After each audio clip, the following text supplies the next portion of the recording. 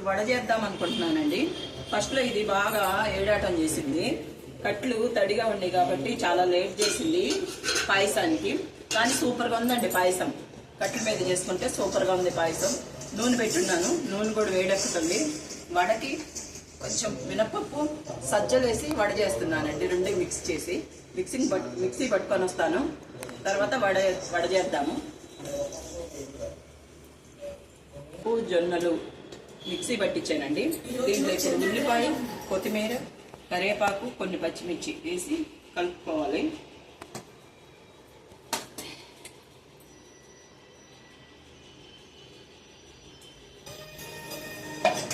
కొంచెం సాల్ట్ కూడా వేసుకోవాలి.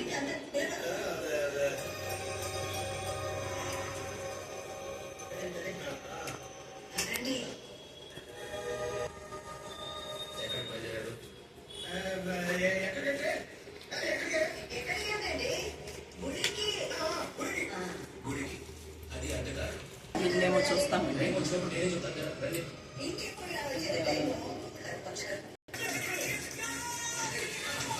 వడ చేస్తున్నానండి.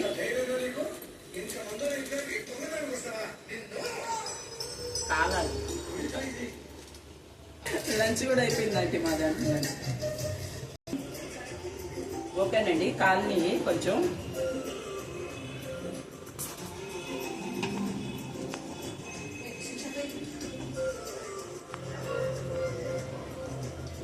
మినపప్పు జొన్నల వడ రెడీ అండి.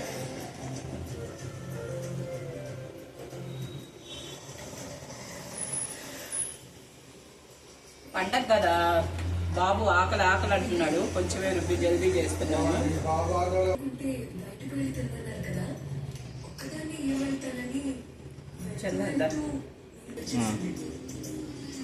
ఓకే, రెడీ అయిపోయిందండి. ఫస్ట్ మా బాబుకి ఇచ్చేస్తాను. ఆకలి అంటున్నాడు. దసరా కదా, ఇప్పటికే లేట్ అయిపోయింది. Good morning. చట్నీ అయిపోయింది.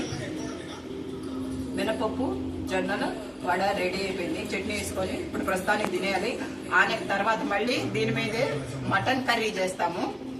తర్వాత కొంచెము ఇవి బొగ్గులు కట్లకు సరిగ్గా మండటం లేదు, అందుకని వేరే కట్లు తెచ్చి అప్పుడు మటన్ కర్రీ చేస్తాము.